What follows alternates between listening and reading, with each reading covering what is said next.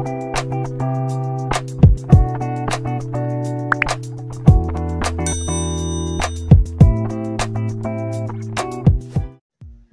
semuanya, balik lagi bersama aku, Ingat Sukma Fatima Putri, di mata kuliah Perancangan Kontrak dengan dosen pengampu Bapak Fatria Hikmatiar Alkindi SHMKN. Nah, di video kali ini aku akan membahas topik terkait perancangan kontrak. Yang pertama ada pengertian perancangan kontrak, yang kedua ada fungsi perancangan kontrak, dan yang ketiga ada asas-asas perancangan kontrak. Yuk kita mulai bahas. Apa itu perancangan kontrak? Topik yang pertama, kita membahas mengenai pengertian. Istilah perancangan kontrak dari istilah bahasa Inggris yaitu kontrak drafting. Dalam Kamus Bahasa Indonesia, perancangan adalah proses, cara, atau perbuatan merancang. Di dalam bahasa Indonesia, paling tidak dikenal dengan 3 istilah yang berkaitan dengan perancangan atau disebut dengan drafting, yaitu rancangan, merancang, dan perancangan.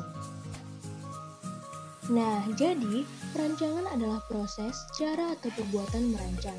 Sedangkan kontrak adalah hubungan hukum antara dua pihak atau lebih berdasarkan kata sepakat untuk menimbulkan akibat hukum atau hak dan kewajiban atau disebut dengan prestasi. Oleh karena itu, merancang kontrak adalah merupakan suatu aktivitas untuk mengatur dan merencanakan struktur susunan, anatomi, dan substansi kontrak yang dibuat oleh para pihak. Definisi para sarjana. Menurut Profesor Dr. Haji Salim HS, SH, MS, dan Wiwi Wahyuningsi, perancangan kontrak dapat diartikan sebagai suatu proses atau cara untuk merancang kontrak. Sedangkan menurut Ricardo Simanjuntak, perancangan kontrak adalah langkah atau upaya untuk menuangkan seluruh bentuk rangkaian hak dan kewajiban yang diharapkan disepakati atau telah disepakati oleh para pihak berkontrak dalam dokumen tertulis atau akta, baik notarial maupun di bawah tangan.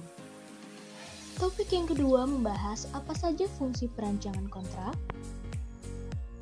Fungsi perancangan kontrak pada umumnya ada 2, yaitu ditinjau dari fungsi ekonomi, yakni menggerakkan dari yang tidak bernilai menjadi bernilai, dan fungsi hukum, yakni merupakan instrumen hukum atau sebagai alat bukti. Nah, selain itu, ada beberapa fungsi dari perancangan kontrak. Yang pertama, kontrak berfungsi sebagai hukum atau undang-undang. Yang kedua, kontrak berfungsi sebagai alat atau instrumen untuk memantau dan mengontrol. Yang ketiga, kontrak berfungsi untuk mencegah dan meminimalisir timbulnya masalah di kemudian hari. Dan yang keempat, kontrak berfungsi sebagai penentu cara penyelesaian suatu masalah. Topik yang ketiga membahas apa saja asas-asas perancangan kontrak. Asas-asas dari perancangan kontrak yang pertama, asas kebebasan berkontrak atau disebut dengan freedom of contract. Yang kedua, asas konsensualisme atau disebut dengan konsensus. Yang ketiga, asas pacta sunt servanda. Yang keempat, asas etikat baik atau disebut dengan good faith. Yang kelima, asas kepribadian. Kita membahas asas yang pertama, asas kebebasan berkontrak.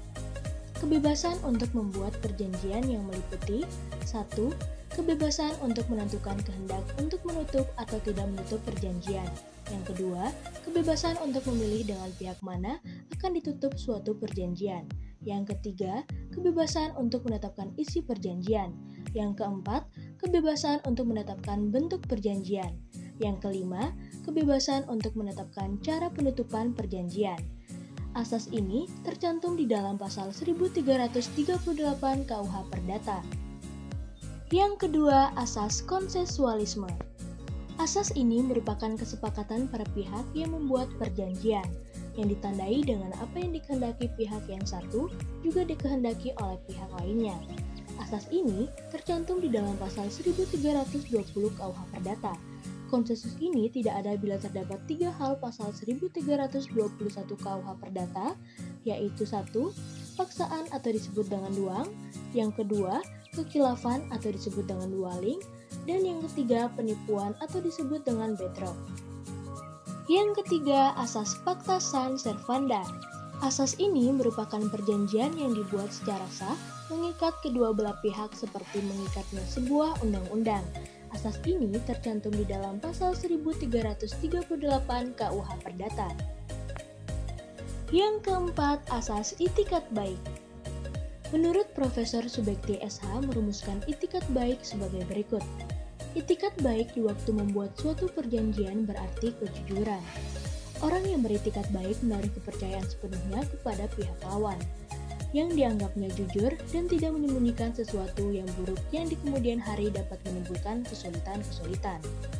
Asas ini tercantum di dalam pasal 1338 ayat 3 KUH Perdata yang berbunyi, perjanjian-perjanjian harus dilaksanakan dengan itikat baik. Yang terakhir, asas kepribadian. Asas kepribadian merupakan asas yang menentukan bahwa seseorang yang akan melakukan dan atau membuat kontrak hanya untuk kepentingan perseorangan saja. Nah, itu tadi pembahasan terkait perancangan kontrak. Burung dara, burung cendrawasih, bisa dicari dulu di Papua. Cukup sekian, terima kasih. Semoga bermanfaat untuk kita semua. See you guys, bye-bye.